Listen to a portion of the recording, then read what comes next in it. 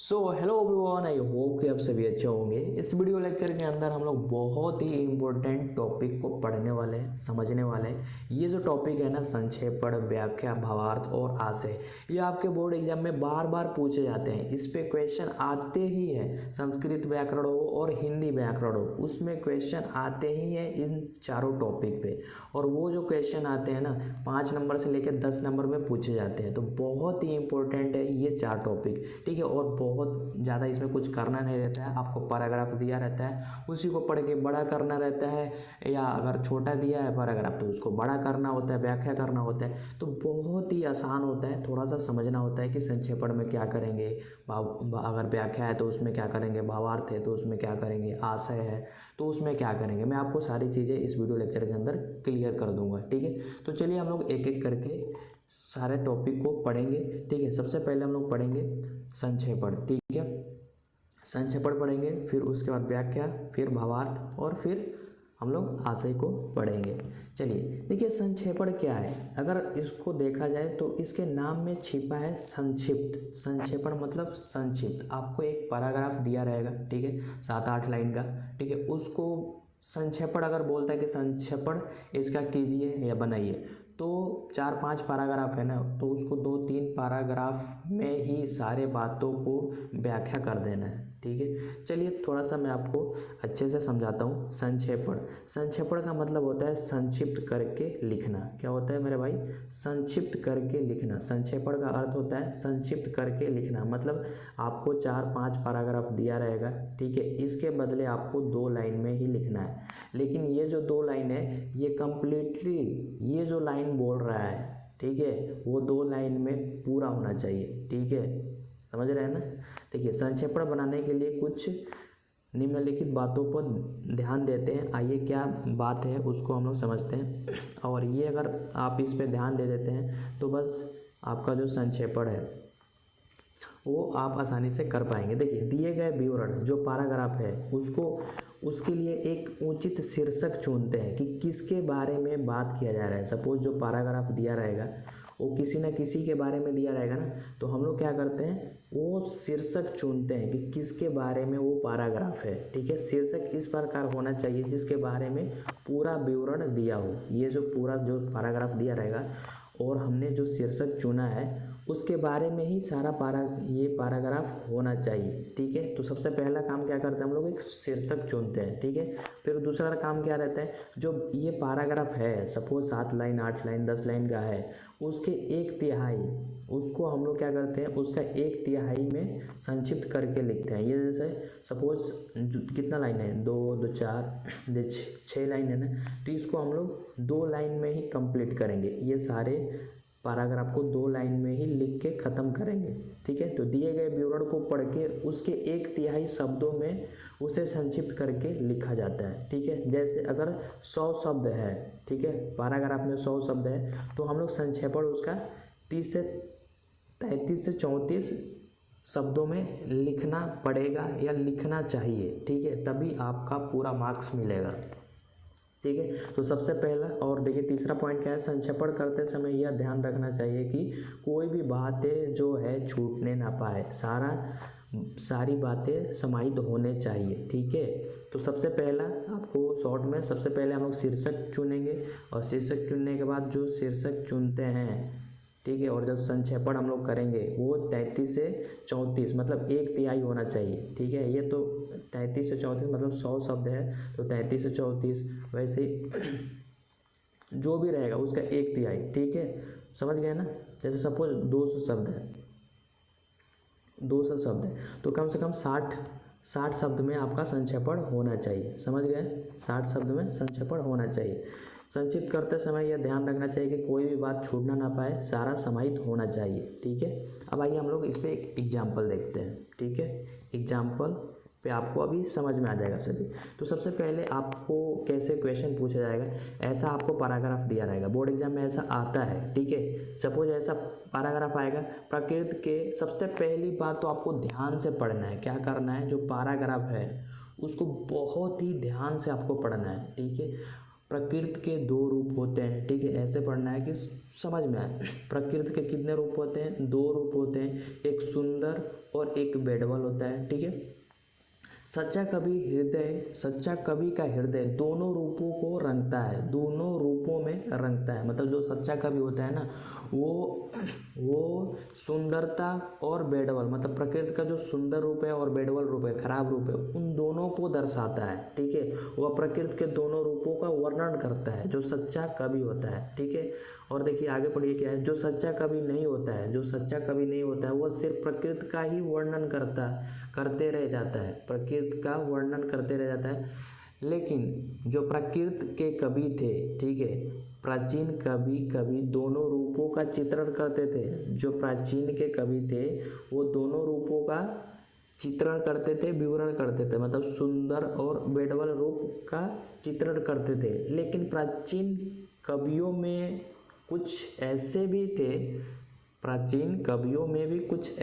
थे जो प्रकृति की सुंदरता को ही वर्णन करते थे। मतलब अभी के जो कवि हैं वो सिर्फ प्रकृति के जो सुंदरता है उसको ही वर्णन कर रहे हैं, लेकिन प्राचीन में भी कुछ ऐसे कवि थे जो सिर्फ प्रकृति के सुंदरता का ही वर्णन करते थे।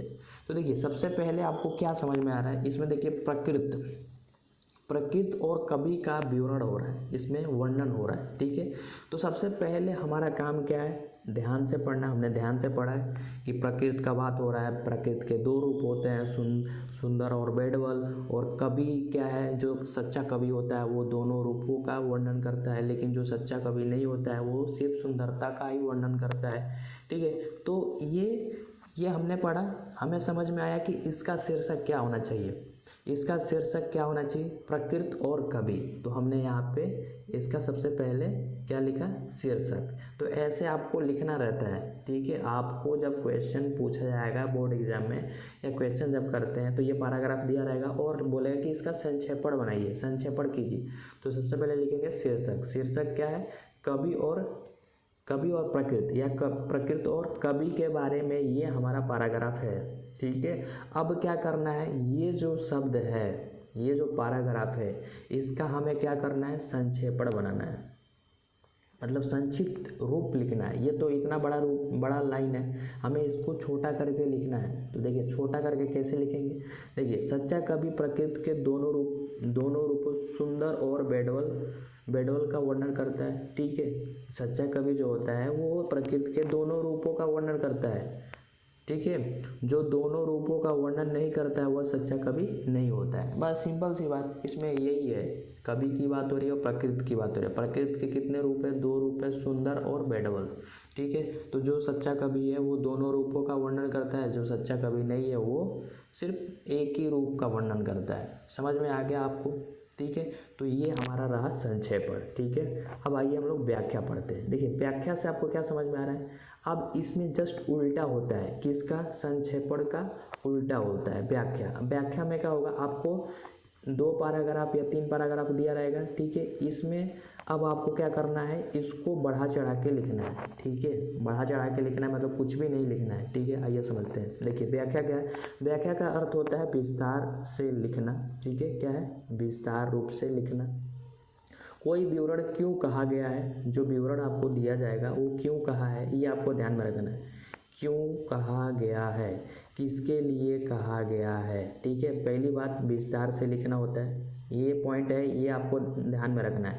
विस्तार से लिखना, क्यों कहा गया है, किसके लिए कहा गया है और उसका अर्थ क्या है, ठीक है। समझ में आया, उसका अर्थ क्या है और मनुष्य पे कितना लागू होता है, इन सभी बातों को व्याख्या में लिखा जाता है, ठीक है। व्याख्या करते समय कितने पॉइंट को आपको ध्यान में रखना है, पहली चीज़ विस्तार रूप से लिखना है, दूसरी चीज़ क्यों कहा गया है, तीसरी चीज़ किसके लिए कहा गया है, चौथी चीज़ उसका अर्थ क्या है और पांचवा चीज़ मनुष्य पर कितना % लागू होता है। तो ये पॉइंट अगर आपको पता रहेगा कि व्याख्या में क्या करना है, सबसे पहले विस्तार रूप से लिखना है। विस्तार रूप से उसमें हमें कैसे पता चलेगा, क्यों कहा गया है, ठीक है, किसके लिए कहा गया है, उसका अर्थ क्या है, मनुष्य पर कितना % लागू होता है, ठीक है। तो चलिए अब देखिए यहाँ पे एक हमें पैराग्राफ दिया गया है, ठीक है। ऐसे ही आपको बोर्ड एग्जाम में दिखेगा, ठीक है। और इसका आपको बोलेगा कि इसका इसका क्या करना है, व्याख्या कीजिए, इसका व्याख्या कीजिए। तो देखिए सबसे पहले हम लोग ध्यान से पढ़ेंगे, ठीक है। मजदूरी करने से हृदय पवित्र होता है। क्या होता है, मजदूरी करने से हृदय पवित्र होता है। संकल्प दिव्य लोकांतर में विचरते हैं। इसका मतलब क्या हुआ, देखिए संकल्प मतलब होता है विचार, और दिव्य मतलब होता है उच्चार, और लोकांतर मतलब होता है पवित्र, ठीक है। पवित्र स्तर मतलब जो विचार है, जो मजदूरी से करके अपना पालन पोषण करता है, ठीक है। मतलब किसी के पैसे को छीन के चोरी करके नहीं, मतलब ईमानदारी से अपना हाथ पैर चला के जो काम करके शाम सुबह का रोटी खाता है, वो उसका पवित्र क्या होता है, उसका हृदय क्या होता है, पवित्र होता है, ठीक है। और वो जो मेहनत करने वाला जो पर्सन होता है, जो पुरुष होता है, जो महिलाएं होती है, ठीक है, उसके जो विचार होते हैं वो ऊंचे स्तर के होते हैं, ठीक है। वो ऊंचे स्तर पे घूमते रहते हैं, ठीक है। छोटी चीज़ें मतलब ऐसे नहीं कि चोरी करना है, ये करना है, लालच करना है, ऐसा उनके मन में विचार नहीं आता है, ठीक है। इसका मतलब ये हुआ, हाथ के मजदूरी से सच्चे सुख की प्राप्ति होती है, ठीक है। आप अभी कभी ध्यान देना, अगर आप खुद की मतलब कोई सपोज आपने मैच खेला, ठीक है, पूरे जी लगा के, ठीक है, आपने 100 रुपया अर्जित किया, जीता, ठीक है, और उस पैसे से जो खाने में आपको आनंद आएगा, ठीक है, उसका जो आनंद आएगा, और आप खुद बोलेंगे कि भाई मैंने मेहनत से ये 100 रुपया मैच जीत करके ये मैंने लाया है, और वो मतलब उस पैसे से खाने का आनंद ही कुछ और रहेगा। और वही पैसा अगर किसी से छीन के या चोरी करके खाते हैं तो आप किसी से बोल भी नहीं सकते कि भाई मैंने चोरी करके ये पैसे लाए हैं और ये हम लोग खा रहे हैं, ऐसा मतलब उसका एक अलग ही आपके अंदर अनुभूति होगी, ठीक है, समझ रहे। अब ये जो पैराग्राफ है, अब इसका हमें क्या करना है, व्याख्या करना है। व्याख्या मतलब ये 2 लाइन में, तो कम से कम इसका 6 लाइन उसका उल्टा करना है, कम से कम 6 लाइन तो होना ही चाहिए।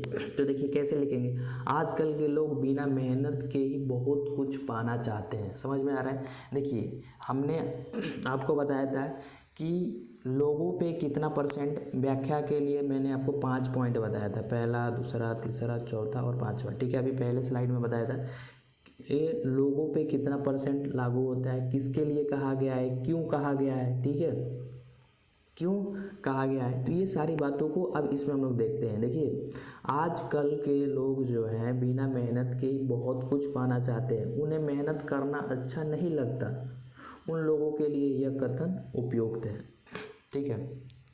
मतलब जो आजकल के लोग हैं ना, वो मेहनत नहीं करना चाहते हैं, यूट्यूब पे बस वीडियो स्क्रॉल करते जा रहे हैं कि how to make money 1 crore in 1 year, ऐसे ऐसे, मतलब ये सब फालतू की बातें हैं, ठीक है। उसके लिए आपको मेहनत करना पड़ेगा, सिर्फ वीडियो स्क्रॉल करने से या ऐसे करने से आपको कुछ सफलता हाथ में नहीं आने वाला है, ठीक है। तो आजकल के लोग जो है ना बिना मेहनत के ही सुख पाना चाहते हैं, सफलता हासिल करना चाहते हैं, जो ऐसा संभव नहीं है, ठीक है। तो उन्हें मेहनत करना अच्छा नहीं लगता, उन लोगों के लिए ये कथन उपयुक्त है, मतलब सही है, ठीक है, समझ रहे हैं ना। मजदूरी से कमाए हुए धन से मन भी पवित्र होता है, ठीक है। जो मैंने आपको एग्जांपल दिया था कि अगर आप ईमानदारी से क्रिकेट या मैच जीतते हैं, जो भी पैसे हासिल करते हैं, अर्जित करते हैं, ठीक है, उससे मतलब मार्केट में चीज़ों को खरीद के खाने में और चोरी करके खाने में उसका अलग ही अनुभूति होगी, ठीक है। आत्मा को भी सच्चा सुख प्राप्त होता है, ठीक है। जो अपना हृदय है उसको भी अनुभूति अच्छी मिलती है, आनंद आती है, ठीक है। लोग पाप करके भी पाप की सज़ा नहीं पाना चाहते हैं आज के डेट में, ठीक है, जबकि बिना पूर्ण किए ही पूर्ण का फल पाना चाहते हैं, मतलब बिना मेहनत किए ही मेहनत का फल पाना चाहते हैं, लेकिन पाप करके भी पाप का फल नहीं पाना चाहते हैं आज के लोग, ठीक है। तो ये जो पैराग्राफ था इसका मतलब ये इतना हमने समझा, और कुछ बढ़ा चढ़ा के आप लिख सकते हैं, लेकिन 2 लाइन है तो उसका 6 लाइन काफ़ी है, समझ में आया। चलिए अब हम लोग समझते हैं भावार्थ, ठीक है। क्या है भावार्थ, देखिए भावार्थ क्या है, दिए गए विवरण, इसमें भी एक विवरण दिया रहेगा, पैराग्राफ दिया रहेगा, दिए गए विवरण, एक सेकंड, चलिए देखिए, किसी दिए गए विवरण का सही अर्थ समझाते हुए उसे थोड़ा संक्षिप्त करके लिखा जाता है, जिसे भावार्थ कहते हैं। अब एक हमें विवरण दिया रहेगा, ठीक है, उसका जो भाव है, उस पैराग्राफ का भाव है, उसको हम लोग संक्षिप्त करके लिखते हैं, ठीक है, भावार्थ में। ठीक है, आपको ये ध्यान रखना है, भावार्थ में हम लोग भाव को अच्छे तरीके से लिखते हैं। भावार्थ में किसी वितरण के अर्थ के साथ साथ उसके भाव को भी लिखा जाता है, क्यों और किसके लिए कहा गया है ये भी लिखा जाता है। ठीक है, चलिए आइए अब हम लोग एग्जाम्पल देखते हैं। एग्जाम्पल देखिए, एक मूर्तिकार है जिसका नाम है शिल्पी, ने एक मूर्ति बनाई। क्या बनाई? मूर्ति बनाई। वो एक मूर्तिकार है जो मूर्ति बनाती है, ठीक है, भगवान की या छोटे छोटे खिलौनों की, ठीक है, ऐसे मान लीजिए। सपोज एक मूर्तिकार शिल्पी ने एक मूर्ति बनाई, उसे बाजार में बेचने के लिए ले गई, लेकिन उसकी मूर्ति नहीं बिकी। वो बाजार में गई मूर्ति, एक मूर्तिकार है जिसका नाम है शिल्पी, ठीक है, उसने एक मूर्ति बनाई और बाजार में उसने बेचने के लिए ले गई, ठीक है, सॉरी एक सेकंड। बेचने के लिए एक मूर्ति बनाई शिल्पी और उसने बाजार में उसको बेचने के लिए लेके गए, लेकिन वो जो मूर्ति है ना वो बाजार में बिकी नहीं। वह घर आई तो उसका बच्चा भोजन के लिए भूखे पड़ा था, लेकिन उसका मूर्ति नहीं बिकने के कारण वह घर में खाने पीने का कोई सामान नहीं ला पाई। ठीक है, एक ये छोटा सा पैराग्राफ है और इस पैराग्राफ में पूरा स्पष्ट हो रहा है, ठीक है, इसमें एक भाव है। भाव किसका है? एक मूर्तिकार कौन है? शिल्पी है।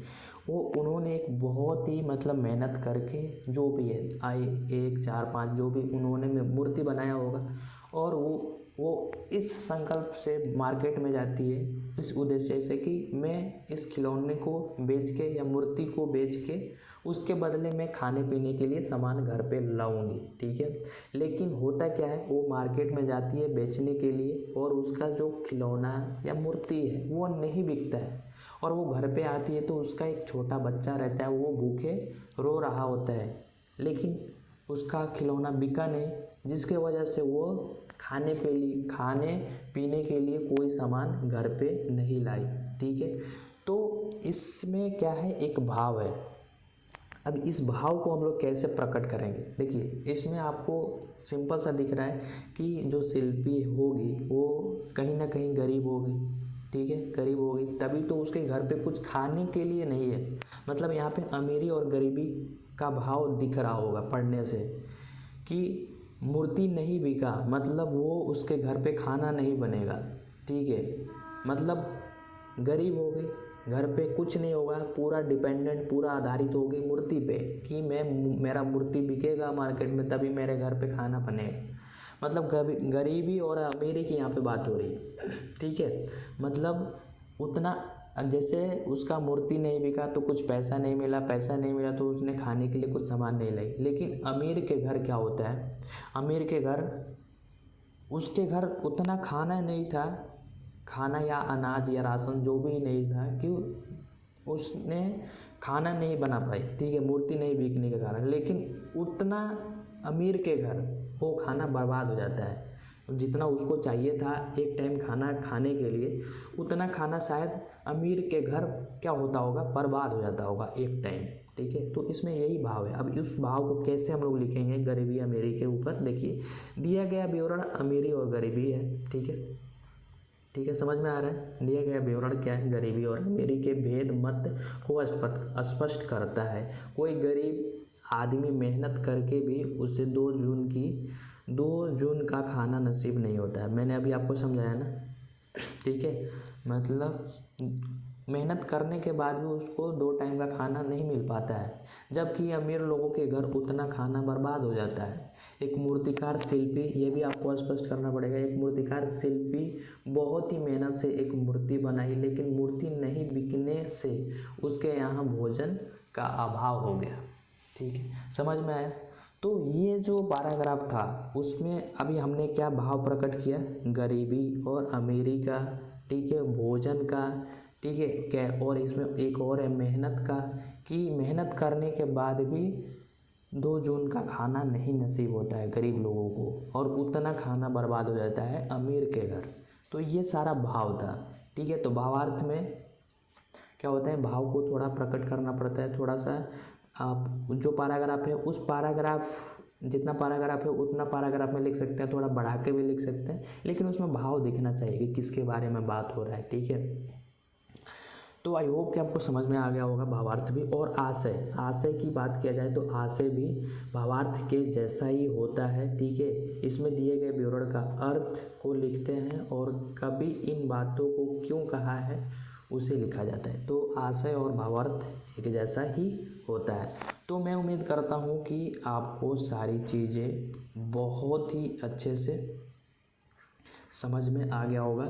मैं आपको कहना चाहूँगा कि आप इस वीडियो को लाइक नहीं किए हैं तो इस वीडियो को लाइक कर दीजिए, और चैनल को सब्सक्राइब नहीं किया तो प्लीज़ चैनल को भी सब्सक्राइब कर दीजिए, और आप अपने दोस्तों के पास इस वीडियो का लिंक शेयर कर दीजिए ताकि उनका भी हेल्प हो सके। अगर जैसे कि आपको पता है कि ये जो 4 टॉपिक है ना, ये बहुत ही इंपॉर्टेंट है, 5 से 10 नंबर के क्वेश्चन पूछे ही जाते हैं, ये बहुत ही इंपॉर्टेंट है, और इसमें ज़्यादा कुछ करना नहीं होता है। जो पैराग्राफ दिया रहता है, अगर कुछ नहीं आता है तो उसी को थोड़ा सा बढ़ा चढ़ा के लिख सकते हैं, ठीक है। तो मैंने आपको क्या क्या समझाया इस वीडियो लेक्चर के अंदर, आपको सबसे पहले मैं संक्षेपण समझाया, फिर उसके बाद व्याख्या, ये दोनों के अपोजिट होते हैं, फिर भावार्थ, फिर आशय। भावार्थ में भाव को प्रकट करना होता है, ठीक है। मैं उम्मीद करता हूँ कि आपको सारी चीज़ें अच्छे से समझ में आ गई होगी। चलिए मिलते हैं नए वीडियो लेक्चर में, तब तक के लिए टेक केयर, थैंक यू।